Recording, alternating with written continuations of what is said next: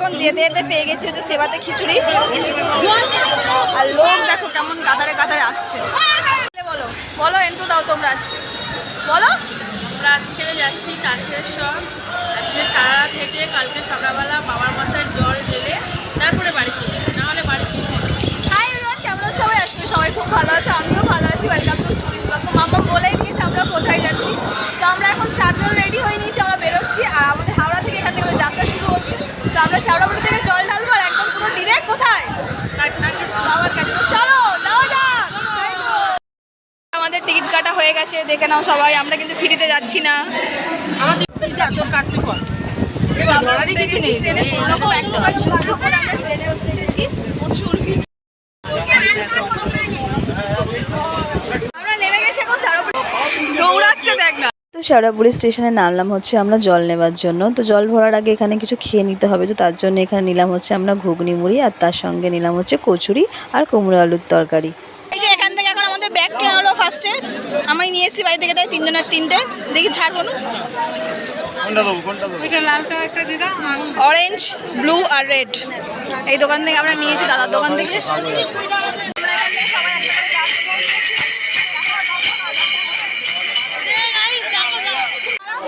আমাদের রোদ লাগছে বলে আমরা সব সারা সারা গামছাগুলো মাথায় দিয়ে দিয়েছি, আর এই গামছাগুলো আমাদেরকে মনে গিফট করেছে। তো থ্যাংক ইউ আমাদেরকে গামছা কিনে দেওয়ার জন্য। শুনতে মামা আসছে, চলো ভাগো। আবার তাড়াই নিচ্ছে, আবার তাড়াই নিচ্ছে।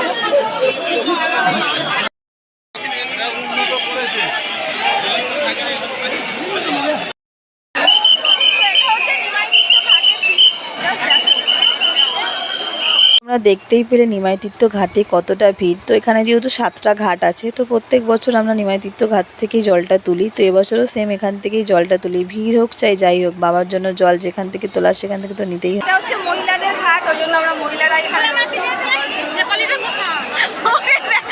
একটা সিঁড়ি ওপরে তাই হয়ে গেছে। এই যে জল আমাদের তোলা হয়ে গেছে নিমাই ঘাট থেকে। আমরা এখন এগিয়ে যাচ্ছি ঘাটে। তো আমরা এখানে আবার সবাই মিলে বাবার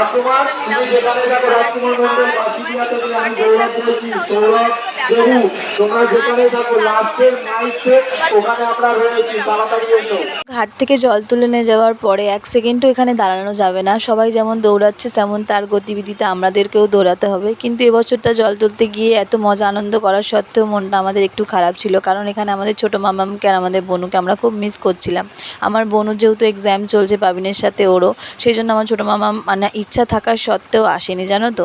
আর এবছরে আমাদের কালার টাইটেরিয়াটা ছিল হচ্ছে অরেঞ্জ শাড়ি হোয়াইট ব্লাউজ। সেই জন্য আমরা একই রকম সবাই অরেঞ্জ শাড়ি মিশোতে অর্ডারও করেছিলাম। তার ব্লাউজ কিনিনি বলে আমরা কেরালা কটন একই রকম ব্লাউজ আছে বলে সেই ব্লাউজটা দিয়ে আমরা সবাই পেয়ার করেছি।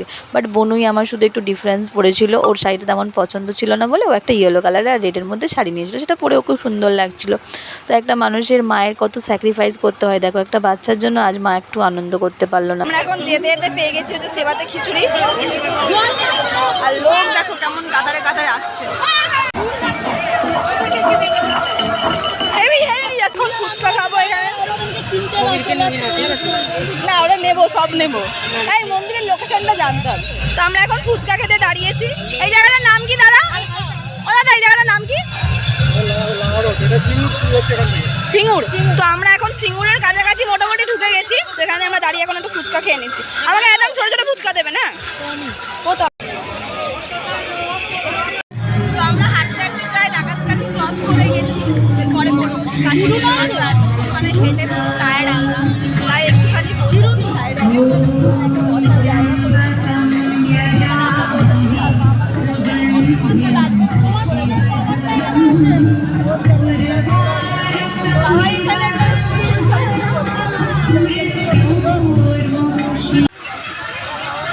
আমরা এখন ডাকাতকালি ক্রস করে যে ব্রিজটা পড়ে ওই ব্রিজটা দিয়ে যাচ্ছি। অন্ধকার ঘুরঘুরে রাস্তা, আমাদেরকে দেখা যাচ্ছে না।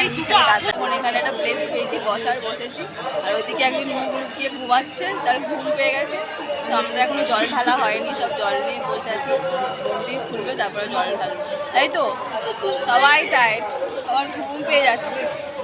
তো একটু বসে রেস্ট নিয়ে দেখতেই পেলে তোমরা। তো এখানে যখন মন্দির খোলার সময় হলো সেইভাবে গিয়ে আবার আমাদেরকে লাইন দিতে হয়েছে। আর এবছর ভিড়টা দেখো কি পরিমাণ হয়েছে, প্রত্যেক কটা সোমবারেই হয়তো এইভাবে ভিড় হচ্ছে। তো যাই হোক, খুব সুষ্ঠুভাবে ভালোভাবে বাবাকে জলটা আমরা ঢালতে পেরেছি। তো ভেতরে তো ভিডিও করা অ্যালাউ ছিল না, তাই আমি সেখানকার ভিডিও তোমাদেরকে দেখাতে পারলাম না। তো এই সময়টা হচ্ছে আমরা জল ঢেলে যখন দুধ পুকুরের পাশ থেকে নেমে বেরিয়ে আসি। আর কিছু বছর ধরে দুধ পুকুরটাও বন্ধ থাকছে, সেজন্য ভক্তরা ওখানে স্নানও করতে পারছে না। আর তারকেশ্বর যাওয়া মানেই তো একটু আচার কেনা। তো পুজো টুজো সমস্ত কিছু কমপ্লিট করে বাড়ির জন্য কিছু আচার কিনে এবার আমরা বাড়ির পথে রওনা দেবো। তো হাওড়া যাবে, জল টল ঢালা খুব সুন্দর শান্তিভাবে হয়েছে। চলো বাড়ি থেকে রওনা দিই। তো ভোর থেকে সকাল হওয়ার এই দৃশ্যটাকে দেখতে দেখতে বাড়ি ফেরার পথ চলা শুরু হোক। তো চলো আজকেকার ব্লগটা আমি এখানেই শেষ করছি। যদি ভালো লেগে থাকে তো লাইক, কমেন্ট, শেয়ার, সাবস্ক্রাইব করবে। সবাই সুস্থ থাকে, ভালো থাকবে। আবার দেখা হবে কালকে নতুন ব্লগ নিয়ে। আর কারা কারা প্রতি বছর শ্রাবণ মাসে বাবার কাছে যাও কমেন্টে কিন্তু অতি অবশ্যই জানাবে।